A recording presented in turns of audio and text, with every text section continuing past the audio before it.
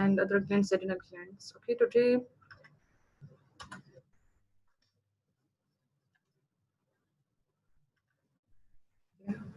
so endocrinology mainly concerns with the synthesis, secretion, and action of the hormones.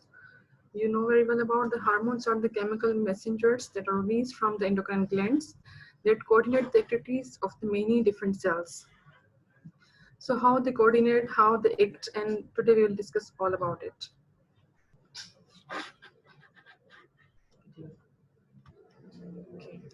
So classification of the endocrine disease. All the endocrine diseases, whatever you will read in thyroid or in the adrenal glands or in the parathyroid, in the pituitary, they all are classified according to this classification. Whenever there is any excess of the hormones, whenever there is any deficiency, any hypersensitivity or any resistance, they all causing the symptoms. For example, whenever there is excess in the hormones, that will lead to the hyper. So either hyperthyroidism, hyperparathyroidism, any other glands, they are causing the either primary gland overproductions or the secondary. यहाँ तो gland का अपना कोई problem हो जो उसकी जो है ओवर एक्टिविटी करवा रहा है, जैसे हम प्राइमरी कहेंगे, जस्ट लाइक थायराइड में अगर खुद का प्रॉब्लम आ जाएगा तो वो प्राइमरी हाइपरथायरॉइडिज्म कहलाएगा, और अगर पिट्यूटरी में प्रॉब्लम आ रहा है तो वो क्या कहलाएगा, सेकेंडरी।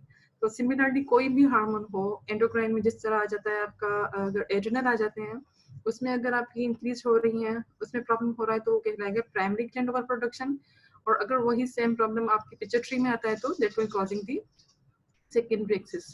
तो जहाँ पे भी एक्सिस हो जाए वो आपके हार्मोनल डेफिशिएंसीज, हार्मोनल प्रॉब्लम में आ जाएंगे। Second hormonal axis and then hormone deficiency, ठीक है, अगर हाइपो आ जाता है, प्राइमरी है या सेकेंडरी है। Similarly for the other hormones और द हार्मोन हाइपर सेंसिटिविटी, ये कहाँ पे आएगा, जब हार्मोन्स तो नॉर्मली रिलीज हो रहे हैं बट सेंसिटिविटी इंक्रीज हो गई है, उनके जो रिसेप्टर्स हैं, जो ऑर्गन प्रेजेंट हैं, वो जो है वो हाइपर एक्टिव हो गए हैं, इसके रिसेप्टर्स, जिसकी वजह से पेशेंट की हार्मोन ओवर एक्टिव कर रहे हैं या हाइपो एक्टिव मीन्स की एक्टिव ही नहीं हो रहा, ज्यादा प्रोड्यूस नहीं हो रहे इफेक्ट्स। फाइनली आता है आपका हार्मोन रेजिस्टेंस, कि हार्मोन रेजिस्टेंस की हार्मोन तो बहुत एक्सेस में रिलीज हो रहा है बट रेजिस्टेंस की वजह से वो अपने एक्शंस परफॉर्म नहीं कर सकता। फाइनली जो है वो होते हैं आपकी नॉन फंक्शनिंग ट्यूमर्स, जिसमें हार्मोन कंटिन्यूसली रिलीज हो रहा होगा but they are the useless hormones. ठीक है, तो ये सारी क्लासिफिकेशन है एंडोक्राइन डिजीज की, हमारा पूरा एंडोक्राइन सारा इस पे जो है रिवॉल्व करेगा। Okay, so today we will discuss the thyroid gland first. It is very important gland. आपकी जितनी भी क्लिनिकल प्रैक्टिसेस आ जाती हैं, जितना भी आपका सिलेबस है, वो सारा जो है इस पे थायराइड बहुत, that is very important topic, इस पे जो है वो रिवॉल्व करता है। The thyroid hormones are produced by the thyroid gland. This gland is located in the neck below the Adam's apple. The gland is wrapped around the windpipe and has a shape that is similar to the butterfly, having two wings that is attached by the middle part. ये आप देख रहे हैं, आपके जो है thyroid के दो लोब्स हैं, ठीक है, राइट एंड लेफ्ट, और ये बीच में जो है इस तरह से जो है इन्हें ज्वाइन करता है आपस में, ठीक है, और ये कार्टिलेज है आपके थर्ड, फोर्थ एंड सिक्स जो है ट्रेकिया की रिंग्स हैं, वहां पे ये अटैच होता है। Okay, so what is the hypothyroidism? That is our today's topic. It's a condition in which abnormally low thyroid hormone production occurs. There may be disorders of the thyroid gland itself or by the pituitary. Because thyroid hormone affect growth, development of the in many cellular processes. So inadequate अगर आपकी production होगी तो आपकी जो है वो पूरी body पे wide consequences आपकी produce होंगी। So what's physiology of the thyroid? Thyroid में क्या physiology है? Do you remember आपने जो second year में, third year में pathology में पढ़ी होगी, जिसमें thyroid gland how uses its iodine. The iodine is mostly available in our diet, food such as the seafood, bread and salt. हमारी जो iodine की requirement होती है around 50 to 100 micrograms होती है. So if it is very insufficient, अगर वो आप पूरा अमाउंट नहीं ले रहे हैं तो थायराइड की फॉर्मेशन नहीं होगी, थायराइड हार्मोन्स की प्रॉपर फॉर्मेशन नहीं होगी, और प्रॉपर फॉर्मेशन नहीं होगी तो पेशेंट में leads to the hypothyroidism. The two most important thyroid hormones जो हमारे प्रोड्यूस होते हैं, these are the T4, that is thyroxine, and T3, tryptophan, which accounts for about 99%. हमारी बॉडी में जो 99% होता है वो होता है T3, ओके, और जो हमारा T4 होता है, that is most working hormone, that is the T4, वो 1% होता है, ठीक है। So hormones with most of the biological activity is T3, and once released from the thyroid gland into the blood, a large amount of the T4 is converted to the T3. जब भी हमारी body में जितना भी hormone है वो T4 99% होगा और वो जाके कन्वर्ट होगा किसमें, T3 में, जो है हमारा एक्टिव हार्मोन। आप यहाँ पे देखिएगा, ठीक है। This is a physiological mechanism. जो हमने पैथोलॉजिकल स्लाइड्स ली हैं, ये है थायराइड ग्लैंड, ठीक है। थायराइड ग्लैंड को जब इन्होंने, ये है थायराइड ग्लैंड में आपको जो थायराइड फॉलिकल्स नजर आ रहे हैं, ठीक है। follicle, in between the follicles you have the parafollicular cells and inside the follicle you have the collagen, ठीक है। जब यहाँ से हमने एक फॉलिकल की स्लाइड लेकर इसे और हमने जो है वो बड़ा किया है माइक्रोस्कोपिकली, तो उसमें हमने क्या देखा है कि जब ब्लड कैपिलरी यहाँ पे है, ठीक है, ब्लड से आपको आयरन आ रहा है, आयोडीन आ रहा है, ठीक है। आयोडीन जैसे ही ट्रांसपोर्ट होगा इनसाइड सोडियम, आयोडीन को ट्रांसपोर्टर जब अंदर आयोडीन गया फॉलिकल के अंदर, ठीक है, इनसाइड द फॉलिकल। अब ये आयोडीन सेम रन कर रहा है outside the follicle, inside the collagen, collagen के अंदर जा रहा है। अब यहाँ से क्या इन्हें मिल रहा है, थायरोग्लोबुलिन। अंदर जब पास एंडोप्लाज्मिक रेटिकुलम होता है, वहां से थायरोग्लोबुलिन फॉर्मेशन होगी। वो थायरोग्लोबुलिन आयोडीन के साथ बाहर गया, ठीक है, दोनों की एक्सोसाइटोसिस हुई। थायरोग्लोबुलिन कंबाइन विद दी, किसके साथ हुआ, आयोडीन के साथ इसकी ऑक्सीडेशन हुई, आयोडीनेशन हुई। अब कितने जो है आपको आयोडीन के कंपाउंड चाहिए यहाँ पे आयोडीनेशन के साथ, यहाँ पे 1 2 3 4, ठीक है। यहाँ पे आपके मोनो आयोडीनेशन होगी तो आपके पास क्या बन जाएगा, mono iodotyrosine. Mono iodotyrosine join होके बनेगा di, di N and tri N, ठीक है। तो यहाँ पे आपके 1 2 3 4 1 2 3, ये है आपका T4 और ये है आपका T3, जहाँ पे 3 आयोडीन के कंपाउंड मिले हुए हैं, यहाँ पे 4 आयोडीन के कंपाउंड मिले हुए हैं। तो आपके पास जो है वो T4 एंड T3 फॉर्मेशन हो गई यहाँ पर, ठीक है। ये दोनों फिर अगेन ये एंडोप्लाज्मिक रेटिकुलम इसे इनसाइड ले जाएगा, फिर प्रोटियोलाइसिस होगी, अगेन ये ब्लड में रिलीज होगा। तो सिमिलरली इस तरह जो है पूरी फॉर्मेशन होती है, आयोडीनेशन होती है थायराइड ग्लैंड के अंदर आपकी सारी बनेगी। अब ये आयोडीन जितना आपके पास होगा तो ही ये आयोडीनेशन होगी, तभी आपके पास T3 T4 फॉर्म होंगे। अगर आयोडीन होगा ही नहीं, या बिल्कुल एब्सेंट है, स्मॉल अमाउंट में है, तो आपकी जो है वो T3 T4 नहीं बनेंगे and patient will become the hypothyroid. Okay, so this is the chain of command. The thyroid gland itself is regulated by the another gland. अब जो ये तो फॉर्मेशन होगी inside the thyroid. अब ये सारी फॉर्मेशन कब होगी, जब इसे ऊपर से कमांड्स मिलेंगी, कहाँ से, पिट्यूटरी ग्लैंड से। Though the in turn pituitary is regulated by the thyroid hormone that is circulating in the blood, a feedback effect of the thyroid hormone in the pituitary gland, and in part by another gland called the hypothalamus. अब क्या होता है ये mechanism, यहाँ पे hypothalamus आपके brain में है, वो क्या रिलीज करेगा, thyrotropin releasing hormone. This will goes and it stimulate the pituitary gland and causing the release of the TSH, thyroid stimulating hormone. और ये TSH जब पिट्यूटरी से निकलेगा तो ये थायराइड को स्टिमुलेट करेगा to release T4 and T3. That is very important phenomena to understand. यहाँ तक अगर आपको बात समझ में आ गई तो आगे हर चीज समझ में आ जाएगी। क्योंकि हाइपोथैलेमस कहाँ पे होता है, ब्रेन में होता है। इसका कोई प्रॉब्लम हो गया तो भी प्रॉब्लम होगा, अगर पिट्यूटरी में कोई प्रॉब्लम है तब भी थायराइड पूरी तरह रिलीज नहीं होगा, और अगर थायराइड में इटसेल्फ प्रॉब्लम है तब भी। मींस कि ये पूरा एक विशेष साइकिल है जो रन करती है, ठीक है। तो आगे हम जैसे जैसे करते जाएंगे चीजें क्लियर होती जाएंगी। Okay, so this is something they are saying, the rate of thyroid hormone production is controlled by the pituitary gland. If there is insufficient amount of thyroid hormone circulating in the body to allow for the normal functioning, the release of the TSH is increased by the pituitary. अगर आपके पास T3 T4 कम होगा तो क्या होगा, उसकी compensation में TSH release होगा, और TSH क्या करवाएगा, फर्दर थायराइड हार्मोन प्रोडक्शन को स्टिमुलेट करेगा to release T3 T4. In contrast, when there is excessive amount of the circulating T3 T4, so TSH fall होगा। ये वही बात कर रहा है पीछे जो हमने की थी, अगर T3 T4 sufficient है तो वो क्या करेगा, नेगेटिव फीडबैक देगा कि now you have to decrease the TSH, और अगर T4 T3 कम होंगे तो ये पॉजिटिव फीडबैक देगा कि to increase the TSH, और फिर TSH ज्यादा रिलीज होगा, TRH then TSH, फिर जो है वो वाइस वर्सा आएंगे। This is they are showing in the pituitary gland. यहाँ पे जो है आपको था हाइपोथैलेमस में आपका है जो जहाँ से रिलीज हो रहा है TRH, then pituitary से TSH, and then finally that goes to the thyroid gland. ठीक है, यहाँ तक कोई भी कंफ्यूजन हो तो पूछ सकते हैं क्वेश्चन, क्योंकि अभी हम आगे जा रहे हैं उसकी कॉजेस की तरफ। Any confusion? Okay, who's here? Hira Fazal, I think. Please tell me about the attendance, today's attendance.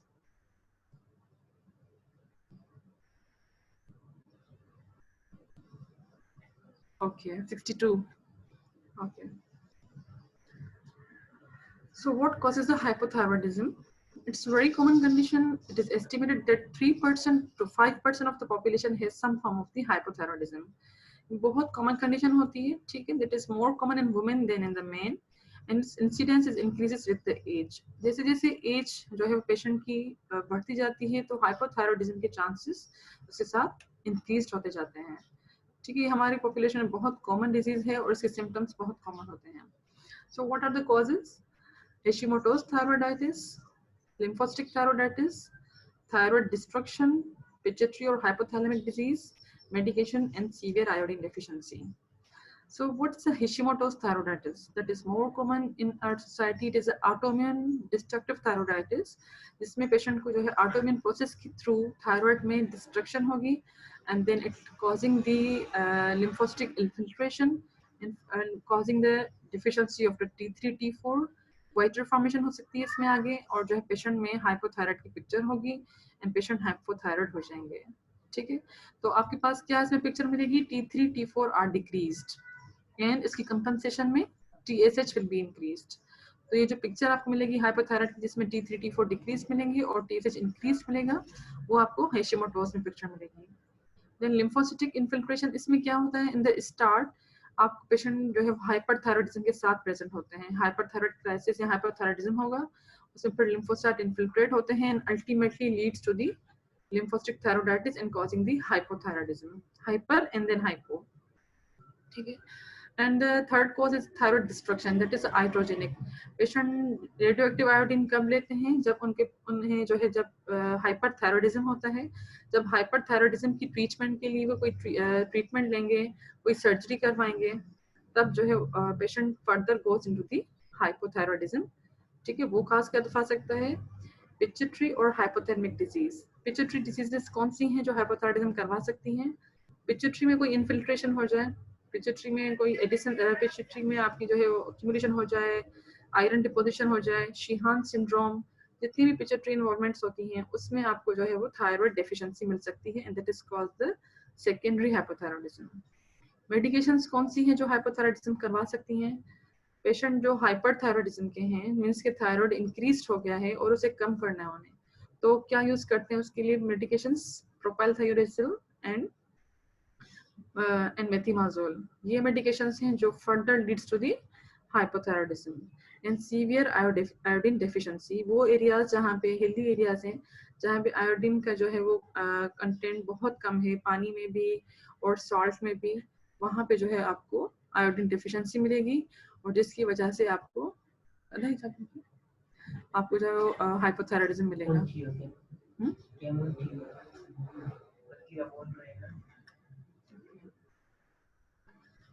ठीक है, तो हमने कॉजेस डिस्कस किए जिसमें हाशिमोटोस, लिम्फोसिटिक और जो है iatrogenic and pituitary disease, medications and severe iodine deficiency आपकी हैं जो वो हाइपोथायराइडिज्म करवा सकते हैं. So what symptoms you will see in the patient with the hypothyroidism? ठीक है, पेशेंट्स विथ माइल्ड हाइपोथायराइडिज्म में हैव नो साइन और सिम्टम्स, मींस के पेशेंट में कोई साइन सिम्टम नहीं होंगे. स्टार्ट में वेग से सिम्टम्स हो सकते हैं, जस्ट लाइक फटीग हो गया, वेट थोड़ा सा वेट गेन हो गया, ऐसे symptoms. The symptoms generally become more obvious as the condition worsens, and the majority of these complaints are related to a metabolic slowing of the body. What happens जब thyroid hormone formation होती है? What medications causing hypothyroidism? वो मैंने बताया था, वो medications जो हम hyperthyroidism के लिए लेते हैं, just like न्यूमर्काजोल, मेथिमाजोल हो गई और आपकी प्रोपाइलथायोरेसिल हो गई. पेशेंट को हाइपरथायरॉइडिज्म है और वो उसके लिए मेडिकेशंस ले रहा है, तब उसे जो है वो हाइपोथायरॉइडिज्म होगा. अच्छा, आपकी जो क्वेश्चंस हैं आप प्लीज राइट डाउन करते जाएं, इन द एंड हम जो है वो डिस्कस करेंगे. ठीक है, ओके. तो सिम्टम्स जो पेशेंट में होंगे हम डिस्कस कर रहे हैं अभी कि मोस्टली पेशेंट जो है वो स्टार्ट में हैविंग नो साइन और symptoms, but as the disease worsens, disease majority of the complaints are related to the metabolic slowing of the body. जैसे जैसे टाइम पास होता जाएगा पेशेंट में सिम्टम्स वर्स होते जाएंगे, एंड जो सिम्टम्स आपके पेशेंट में होंगे वो ये होंगे. पेशेंट आएगा हमारे पास with fatigue, depression, modest weight gain, cold intolerance, excessive sleepiness, dry coarse hairs, constipation, dry skin, myxedema coma, muscle cramps के साथ, increased cholesterol levels, swelling of the legs, decreased concentration, vague aches and pains, puffiness around the eyes, bradycardia, drop in body temperature, heart failure, and cardiomyopathy and effusion.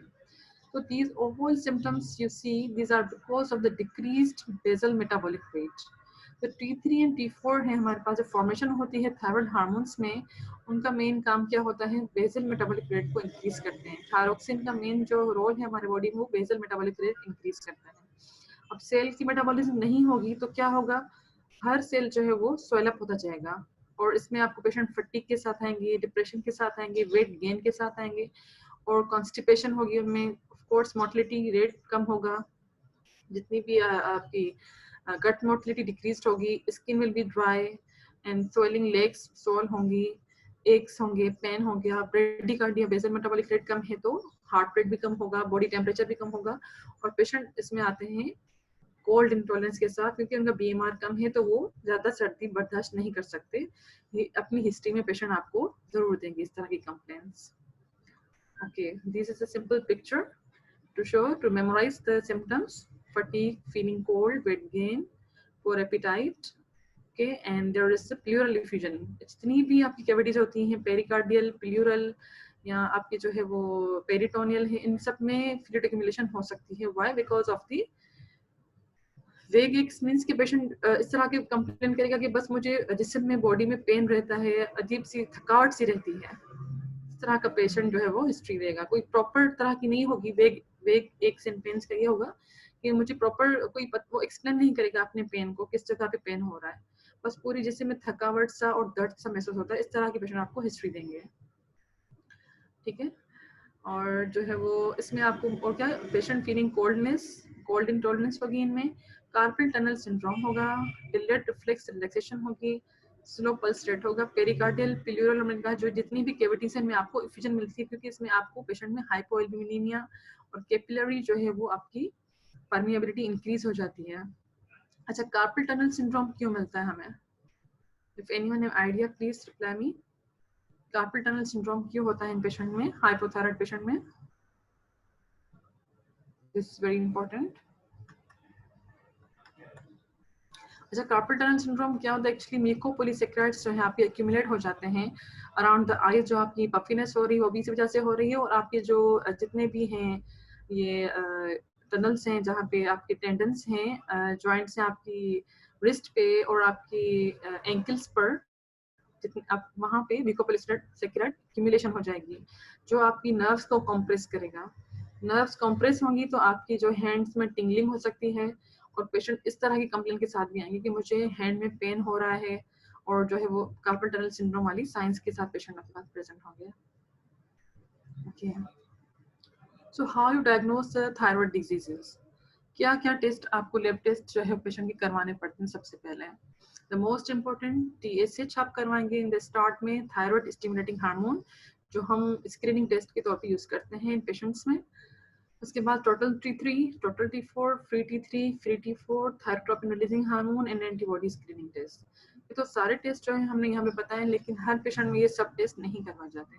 Depends upon the history, आप उसके accordingly जो है आप इसमें से select करके test करवाएंगे, but this is the list of the thyroid profile जो आप पूरा पेशेंट में करवाते हैं। ओके, इन द अर्ली आपको क्या मिलेगा? May be T3, T4 normal मिले आपको। सो मेन टूल मैंने आपको बताया था, सबसे पहले स्क्रीनिंग टेस्ट में आपको आ जाता है thyroid stimulating hormone. Okay, so TSH is released by the pituitary. अगर ये आपको TSH जो पिट्यूटरी से रिलीज होगा फिर थायराइड को स्टिमुलेट करता है। ठीक है, यहाँ से हमने पहले भी ये डिस्कस किया था कि TSH रिलीज होता है, थायरोट्रोपिन रिलीजिंग हार्मोन होता है रिलीज कहाँ से? हाइपोथैलेमस से, एंड देन पिट्यूटरी से रिलीज होता है TSH and then T3, T4। सो अगर आपको T3, T4 कम मिल रहे हैं for suppose, so what you expect TSH क्या होना चाहिए? प्राइमरी हाइपोथायरॉयडिज्म में अगर T3, T4 कम मिल रहे हैं, व्हाट यू एक्सपेक्ट कि TSH कितना होना चाहिए?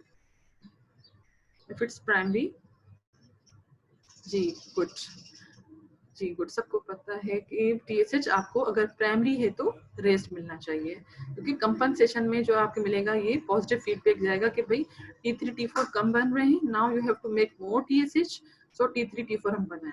अगर आपको T3 T4 कम मिल रहा है और टीएसएच भी कम मिल रहा है, देन व्हाट यू थिंक, तो कहाँ पे प्रॉब्लम होगा? अब क्या जहन में बात आ रही है कि T3 T, okay good, so it's secondary hypothyroidism. ये अब प्रॉब्लम पिट्यूटरी में भी हो सकता है, ओके सेकेंडरी।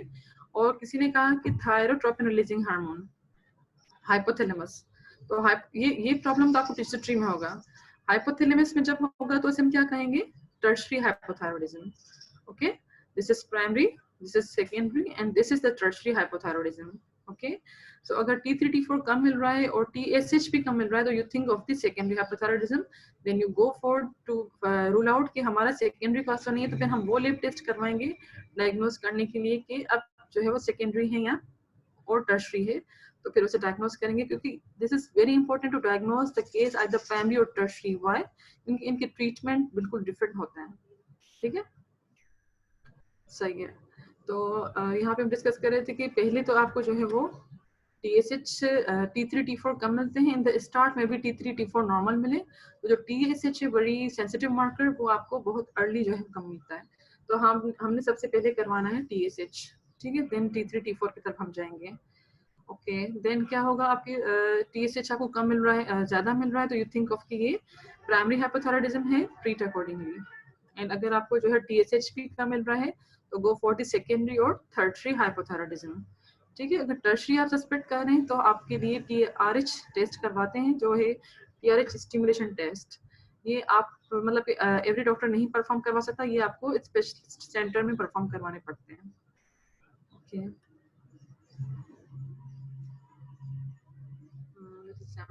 ठीक है, उसके अलावा प्रॉपर वर्कअप में हमने जो पहले कहीं के आपको जो है वो TSH T3 T4 करवाना है, पेशेंट की पूरी क्लिनिकल हिस्ट्री लेनी है, एंटीबॉडी स्क्रीनिंग करवानी है। Why antibody screening is important? अगर आप पेशेंट में सस्पेक्ट कर रहे हैं कि this is an autoimmune disorder, तो आपको जो है वो एंटीबॉडी स्क्रीनिंग करवानी पड़ेगी। उसमें आपको क्या करवाना है एंटीबॉडीज में? थायराइड रिसेप्टर एंटीबॉडीज, ठीक है, थायराइड स्टिमुलेटिंग हार्मोन एंटीबॉडीज, ये दो होती हैं आपकी एंटीबॉडीज जो आप करवाएंगे टू कंफर्म अगर आप सस्पेक्ट कर रहे हैं तो। एंड दूसरा होता है थायराइड स्कैन। थायराइड स्कैन की मोस्टली इंपॉर्टेंस होती है आपकी हाइपरथायराइडिज्म या थायराइड नोड्यूल में, ठीक है। अगर सिंपल हाइपोथायराइडिज्म है तो you don't go for it. अगर आपको जो है वो थायराइड नोड्यूल है या आप सस्पेक्ट करें यहाँ पे ग्वाइटर है, then go for the thyroid scan. तो ये भी आपकी जो है वो इसमें आ जाएगा डायग्नोज करने में, ठीक है। If a pituitary hypothalamic suspected then MRI of the brain should be go. आपको जो है वो MRI भी करवाना पड़ेगा इन द एंड। सो ठीक है, with the exception of certain conditions, कुछ कंडीशन होते हैं जिसमें हम जो है ट्रीटमेंट देंगे। आपको मोस्टली जो है थायरोक्सिन ही देनी होती है, ठीक, लाइफ लॉन्ग ऑलमोस्ट थायरोक्सिन देनी होती है। So how to prescribe the thyroxine? Thyroxine दो तरह के हमने डिस्कस की थी, एक T3 होता है और T4 होता है। तो हम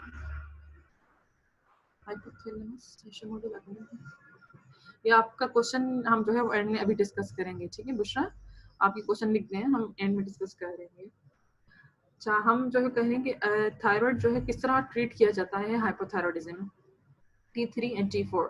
अब हम जो पेशेंट को देते हैं थायरोक्सिन देते हैं, थायरोक्सिन T4 या T3, किसी को आइडिया है थायरोक्सिन में क्या होता है? T3 होता है, T4 होता है?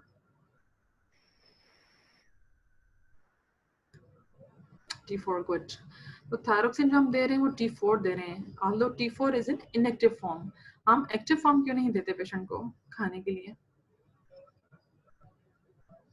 और एक्टिव फॉर्म कब दी जाती है? जो हमारे बॉडी में तकरीबन 99% है वो T4 होता है, ठीक है। और जो कन्वर्ट होता है T3 में, जो हमारे एक्टिव फॉर्म है वो 1% होता है। क्योंकि अगर एक्टिव फॉर्म ही हम पेशेंट को देते हैं, एक्टिव फॉर्म जो T3 ट्राइडोथेरोनिन आता है वो IV फॉर्म में आता है, और जब पेशेंट हाइपोथायराइड क्राइसिस में होते हैं तब उसकी इंडिकेशन होती है। और उसकी हाफ लाइफ बहुत शॉर्ट होती है, अराउंड 6 आवर्स होती है T3 की हाफ लाइफ। तो T4 अराउंड 24 आवर्स में हमें देनी होती है पेशेंट को। एवरी अर्ली मॉर्निंग हम पेशेंट को प्रिस्क्राइब करते हैं कि आपको जो है वो थायरोक्सिन लेनी है एवरी अर्ली मॉर्निंग। और T3 जो है वो कौन सी कंडीशंस में हम देते हैं? Whenever patient is in hypothyroid crisis, and वो IV फॉर्म में आती है। और इसकी हाफ लाइफ बहुत शॉर्ट होती है, तो that is not very easy to prescribe this medication. वो इमरजेंसीज के लिए होती हैं, ठीक है, तो वो हम तब देते हैं, ठीक है। So how to prescribe it, around आपका जो है 1.6 माइक्रोग्राम्स पर केजी आपका डोज बनता है थायरोक्सिन का, जो पेशेंट को around 100 to 150 micrograms per day बनता है। अगर पेशेंट आपका यंग है तो आप फुल डोज दे सकते हैं, बट इसके कुछ साइड इफेक्ट्स होते हैं उन पेशेंट्स में जिससे जिनमें ऑलरेडी जो है वो कोई अंडरलाइंग कार्डियक डिसीजेज हों, ठीक है। यहाँ पेशेंट जो है वो ऑलरेडी कोई हार्ट अटैक का पेशेंट है, या पेशेंट में भी ओल्डर है और इसमें अंडरलाइंग कार्डियक डिजीज है बट हिडन है, आपने फुल डोज ऑफ थायरोक्सिन दे दिया और वो एग्रावेट हो सकती है इस थायरोक्सिन की वजह से। So in the older patient always start from the lower dose and then increases the gradually. So how time it does take to take its more effects, आपके जो है effects दिखाने में आपको अराउंड 6 weeks लगते हैं, 6 weeks लगते हैं, ठीक है। तो आपने जब स्टार्ट कर ली थायरोक्सिन तो आपको क्या पेशेंट को प्रिस्क्राइब करना है, in the early morning 30 minutes before breakfast आपको देनी है, ठीक है। इसके साथ आपको आयरन थेरेपी नहीं देनी, एंटासिड्स नहीं देने, बिकॉज कुछ ऐसी मेडिकेशंस होती हैं जो आयोडीन और जो है थायरोक्सिन की एब्जॉर्प्शन को रोकती हैं, तो वो आपको प्रिस्क्राइब नहीं करनी। एंड कब तक आपको वेट करना है, अराउंड 6 वीक, और 6 वीक के बाद आपको जो है अगर that is very emergency urgency के भी आपको देखना है कि कितना थायराइड लेवल इसका हुआ है, तो आप 6 वीक्स के बाद उसका टीएसएच जो है वो करवाएंगे, you find it that it will be normal after 6 weeks. Okay,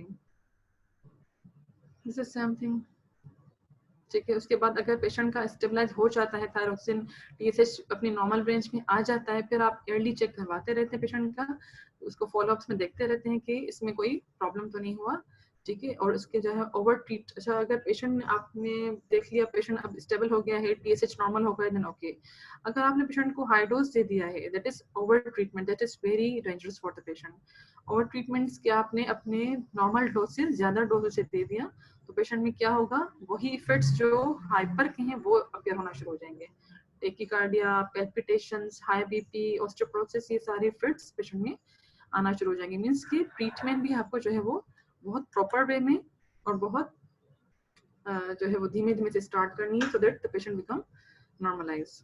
अच्छा, यहाँ तक हमारा जो हाइपोथायराइड कंप्लीट हो गया है। अब जो आपके क्वेश्चंस हैं आप वो मुझे बताएं कि कहाँ कहाँ पे आपको प्रॉब्लम हुई है, वो सारे हम अभी डिस्कस करेंगे। अच्छा, बुशरा ने भी क्वेश्चन किया था,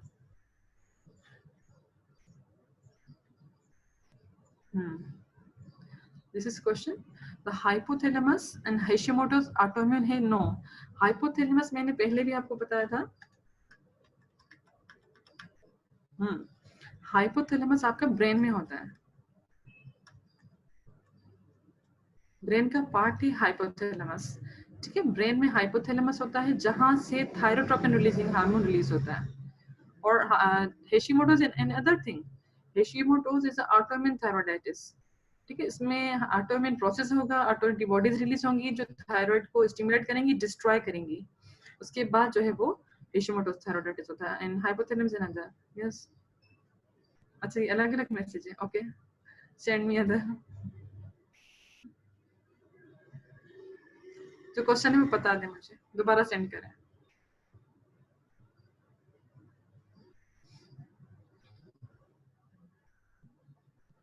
जी जी जी, हेशिमोटोस एंड ऑटोइम्यून थायराइडाइटिस, ये आपका क्वेश्चन ये सही है। हेशिमोटोस ऑटोइम्यून होता है, इसमें ऑटो एंटीबॉडीज बनती हैं जो पहले थायराइड को डिस्ट्रॉय करती हैं एंड देन उसमें इन्फिल्ट्रेशन करवा लेती हैं इन द एंड। पहले इसमें हाइपर की पिक्चर भी हो सकती है, देन फिर हाइपो की पिक्चर होती है।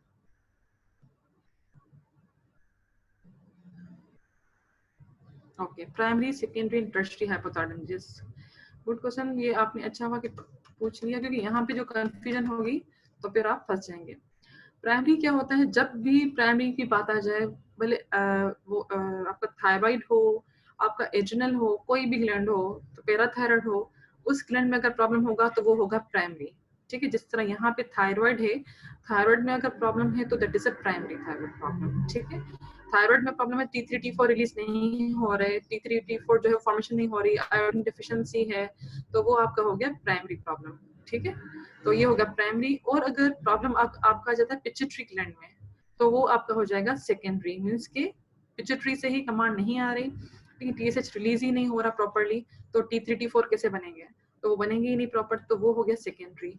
और अगर प्रॉब्लम और ऊपर है मीन्स कि हाइपोथैलेमस में है, ब्रेन में प्रॉब्लम है, तो दैट इज हो गया टर्शरी। ये है primary, secondary and tertiary hypothyroidism. Primary the gland itself is problematic, secondary means pituitary में प्रॉब्लम है जहां से सिग्नल्स आ रहे हैं, एंड टर्शरी जो है वो आपका हाइपोथैलेमस में। Is that clear? प्राइमरी में क्या रिस्क होगा? प्राइमरी में अगर प्रॉब्लम है T3 T4 कम होंगे, और फिर क्या होगा आपका TSH रेस्ट होगा, ठीक है। अगर सेकेंडरी हाइपोथायरॉयडिज्म है तो मींस कि ये दोनों कम होंगे, ये चीज भी कम होगी और ये चीज भी, दोनों TSH भी कम होगा, T3 T4 भी कम होगा, मींस कि इट्स अ सेकेंडरी हाइपोथायरॉयडिज्म।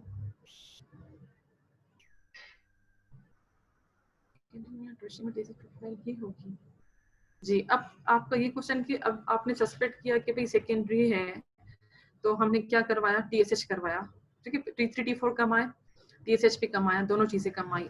अब आप सस्पेक्ट करें कि मुझे तो ये सेकेंडरी लग रहा है कि पिट्यूटरी प्रॉब्लम है, तो you go for the other hormones of the pituitary gland. दूसरे कौन से हार्मोन्स रिलीज होते हैं पिट्यूटरी ग्लैंड से?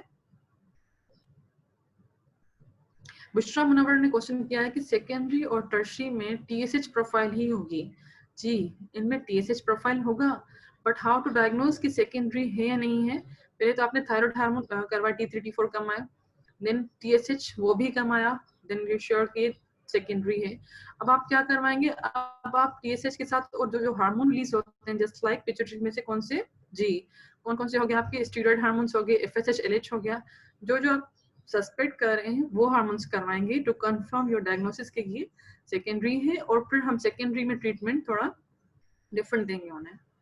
तो सेकेंडरी को डायग्नोस करना बहुत इंपॉर्टेंट है, क्योंकि उसमें आप स्टीरॉइड्स के साथ ट्रीटमेंट स्टार्ट करते हैं। Other question? दूसरे हार्मोन्स का जी, गुड। Any question? ओके, सो बुशरा को क्लियर हो गया, गुड।